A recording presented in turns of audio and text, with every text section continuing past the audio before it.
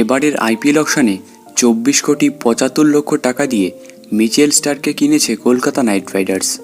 কেন এত টাকা দিয়ে কেনা হলো অস্ট্রেলিয়ার পেসারকে?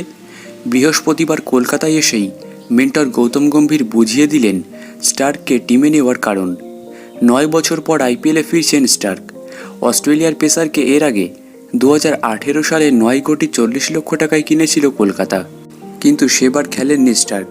তিনি শেষবার আইপিএলে খেলেছিলেন 2015 সালে। গম্ভীর বলেন, আমার মনে হয় না স্টার্কের উপর টাকার চাপ থাকবে।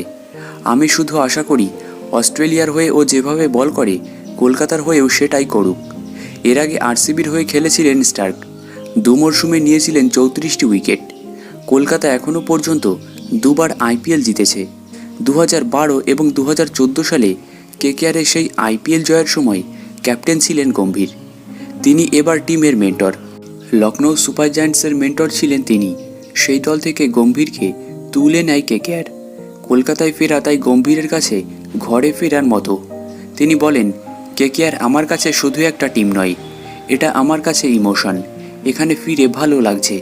জানি সকলের প্রত্যাশা থাকবে, আমি চেষ্টা করব সেটা পূরণ করার। এবারের আইপিএল শুরু 22শে মার্চ। কেকেআরের প্রথম ম্যাচ 23শে মার্চ।